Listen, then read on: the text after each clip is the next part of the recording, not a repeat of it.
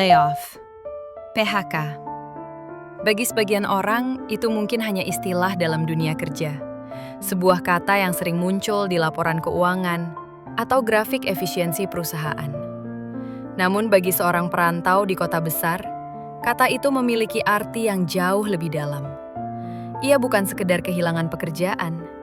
Ia adalah kehilangan arah, kehilangan rutinitas, dan kadang kehilangan rasa aman. Bagi Didi, kata itu tidak datang sebagai petir di siang bolong. Ia sudah lama bersiap. Tanda-tanda yang terlihat pelan. Sejak 2 tahun sebelumnya, Didi mulai menyadari tanda-tanda kecil yang sering luput dari perhatian banyak orang. Namanya tidak lagi muncul di daftar promosi jabatan. Bukan sekali, bukan 2 kali, melainkan berulang. Awalnya ia mengira itu hanya kebetulan. Suatu sore, ia pernah bertanya pelan pada seorang rekan dekatnya. Didi, kamu lihat list promosi minggu ini nggak? Rekan, lihat kenapa? Didi, namaku nggak ada lagi ya? Rekan terdiam sejenak. Iya, aku juga perhatiin. Percakapan itu berhenti di sana. Tidak ada keluhan lanjutan, tidak ada pembelaan diri. Didi hanya mengangguk. Rapat-rapat penting tak lagi mengundangnya. Diskusi strategis tak lagi meminta pendapatnya. Di satu kesempatan, ia mendengar rencana besar dari kejauhan, dibahas tanpa dirinya. Oh, sekarang aku di luar lingkar itu. Awalnya ia berpikir mungkin ini hanya fase. Mungkin perusahaan sedang fokus pada hal lain. Namun waktu berjalan dan tanda-tanda itu semakin jelas. Rekan-rekan yang pergi lebih dulu.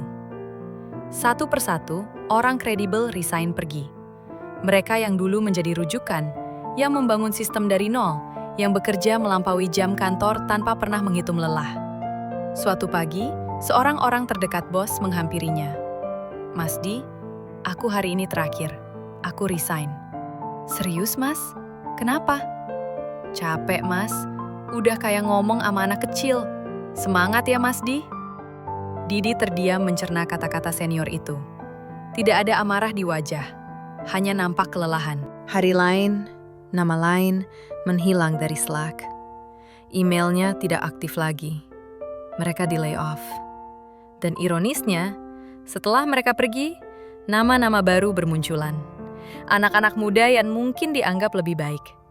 Namun belajar dari para senior yang justru sudah tidak ada lagi. Didi melihat semua itu tanpa suara. Bukan karena ia takut, melainkan karena ia paham. Perusahaan mungkin punya tujuan lain meng-hire mereka.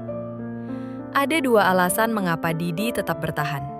Yang pertama, kecintaannya pada dunia pendidikan dan teknologi. Baginya, pekerjaan ini bukan sekedar sumber penghasilan. Ia adalah ruang untuk memberi makna. Pernah suatu malam, ia berkata pada istrinya, "Aku masih cinta sama bidang ini. Meski kamu nggak dihargai, bidangnya tetap mulia, orang-orangnya saja yang mungkin beda pemikiran." Yang kedua, kondisi ekonomi pasca pandemi COVID-19. Masa itu membuat banyak orang bertahan pada apa yang mereka punya, bukan karena nyaman, tetapi karena dunia sedang kurang ramah bagi mereka saat ini. Dan hari itu akhirnya tiba. Bukan lewat percakapan panjang, bukan lewat peringatan keras, melainkan lewat sebuah email, undangan meeting. Didi membaca email itu perlahan. Tidak ada getar di tangannya. Tidak ada degup berlebihan di dadanya.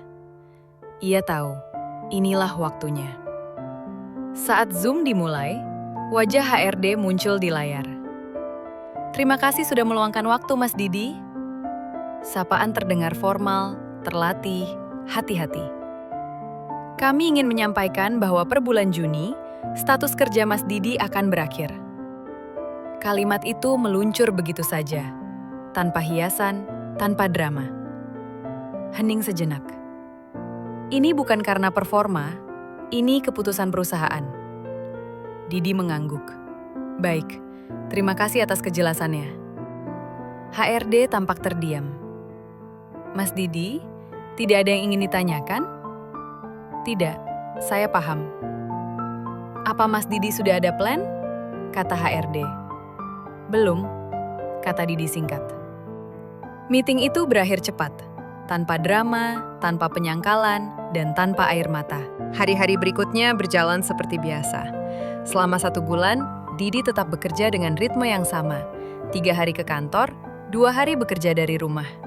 Ia menutup semua tugas, merapikan dokumen, menyiapkan transisi. Tidak ada yang ia tinggalkan setengah jalan. Seorang junior pernah bertanya, "Mas, kok santai banget?" Simple, karena pekerjaanku harus selesai dengan baik, bukan karena aku akan pergi. Beberapa teman mulai mendengar kabar itu. Ada yang kaget, ada yang sedih, ada yang marah. Aman, kecewa nggak mengubah apa-apa. Plan Allah jauh lebih baik dari apa yang mereka lakukan buatku. Setiap kali ditanya, jawaban Didi selalu sama, yaitu tenang. Ia tidak membawa beban pulang karena ia tahu ia telah memberikan yang terbaik. Hari perpisahan pun tiba. Sebuah ruangan sederhana, tanpa dekorasi berlebihan, namun penuh rasa. Rekan-rekan kerjanya berkumpul, wajah-wajah yang sudah ia kenal bertahun-tahun. Salah satu rekan membuka acara. "Mas Didi, kami mau bilang terima kasih." Sebuah video diputar. Di layar, satu persatu wajah muncul. Ucapan sederhana, doa, harapan. Terima kasih sudah selalu adil. Terima kasih selalu di pihak kami. Semoga Mas Didi dapat tempat yang jauh lebih baik. Didi tersenyum. Ada tawa kecil, ada mata yang mulai berkaca-kaca. Dan ada satu kalimat yang membuat dada Didi mengencang. Terima kasih sudah selalu di pihak kami. Saat itu Didi sadar, tidak semua yang benar langsung dihargai, namun ia selalu diingat. CEO pun sempat bergabung. Nada bicaranya kaku, bahasanya formal. Terima kasih atas kontribusinya, Mas Didi. Terima kasih, Mas. Didi menghargai kehadiran itu. Karena kehadiran, sekecil apapun, tetaplah sebuah sikap. Setelah hari itu, Didi benar-benar berhenti. Rutinitas menghilang. Tidak ada email masuk, tidak ada rapat pagi, tidak ada tenggat waktu. Ia bangun di jam yang sama, duduk di ruang tamu, menatap jendela. Hari-hari terasa panjang. Banyak interview online terjadi, banyak percakapan dimulai. Kami tertarik dengan pengalaman Anda. Terima kasih, Pak. Namun ada pekerjaan yang cocok namun gajinya tidak sepadan. Ada gaji yang sesuai, namun perannya tidak sejalan dengan nilai hidupnya. 3 posisi menjanjikan muncul, dengan gaji hampir 2 kali lipat dari kantor lama. Namun belum satu pun yang terasa benar-benar pas. Di malam-malam tertentu, kekhawatiran datang perlahan. Didi duduk di ruang gelap, menatap anak dan istrinya yang tertidur. Air mata jatuh pelan, bukan karena ia meragukan Tuhannya, karena keyakinan itu tak pernah sedikit pun goyah. Bukan juga karena ia takut tidak mampu, tapi tangis itu datang karena menunggu kapan jawaban doa itu tiba. Namun di dalam hatinya, tidak pernah sekalipun nada keraguan bahwa pertolongan itu akan datang. Hingga tibalah sebuah Jumat yang terasa berbeda. Didi menunaikan sholat Jumat, lalu sholat hajat. Ia berdoa tanpa tuntutan apapun. Yang ada hanyalah kepasrahan, karena semua upaya telah dia lakukan dengan maksimal. Dan entah mengapa, hatinya terasa sangat tenang. Sore itu pesan WhatsApp masuk. Dari sahabat lamanya yang sudah 5 tahun tak ada kabar, Ashraf namanya. "Mas Di, apa kabar?" "Alhamdulillah baik, habis kena layoff nih." "Serius, Mas? Setelah sekian lama perjuanganmu itu?" "Gak apa-apa, mungkin sudah ada yang lebih baik." Mas, ngomong-ngomong aku ada info loker nih, tapi agak jauh," kata Ashraf. "Di mana?" "Amerika." "Syaratnya apa?" "Katanya sih jelas, mereka butuh yang single." "Aku sudah berkeluarga." "Aku tahu, tapi nggak apa-apa, coba aja dulu Mas. Hubungi nomor ini ya, Valdo namanya." Didi pun menghubungi Valdo. Valdo berkata, "Boleh dicoba Mas, kirimkan semua berkas yang saya minta hari ini ya." Didi tak pernah menyangka bahwa inilah awal dari jawaban doanya dan orang tuanya selama ini. Sudah lama ibunya menginginkan Didi dan keluarga pulang ke kampung, dekat dengannya. Beberapa hari berikutnya, meeting demi meeting bersama Valdo berlangsung. Di salah satu pertemuan online, seseorang berwibawa bersama Valdo telah hadir di Zoom, CEO dari perusahaan raksasa di Jakarta. Halo Pak Didi, silahkan perkenalkan diri. Didi pun memperkenalkan diri dengan lugas. Sosok tersebut mengangguk dan menyatakan, "Saya tertarik dengan Pak Didi. Boleh dijelaskan lebih lanjut mengenai perjalanan karir Anda sampai saat ini?" Didi pun menjelaskan.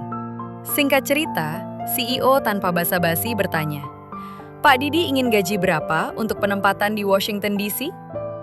Didi pun menyebutkan angka sebagai tanda keseriusan. "Baik, saya setuju. Saya tidak pernah menawar gaji Pak Didi. Selanjutnya, asisten saya akan menghubungi Pak Didi," kata CEO itu. Rapat pun berakhir dengan singkat. Benar saja, hari berikutnya pasca meeting singkat dengan CEO, asisten CEO menghubunginya. "Halo Pak Didi, visa, tiket, tempat tinggal, semua akan kami bantu." "Baik Pak, mohon bimbingannya." "Aman Pak, kata orang visa USA memang sulit, tapi nanti kita siapkan sama-sama ya." Didi menutup ponsel perlahan. Senyum kecil muncul di wajahnya, bukan senyum kesombongan, melainkan senyum syukur. Karena ia akhirnya mengerti bahwa ketulusan tidak pernah benar-benar sia-sia. Di sisi lain, Didi masing kebingungan. Apa yang harus dia sampaikan ke ibunya yang memintanya untuk pulang ke kampung halaman? Didi masih bingung mengapa jawaban doa bukan pulang ke kampung, tapi malah ke Amerika. Makin jauh pikirnya. To be continued.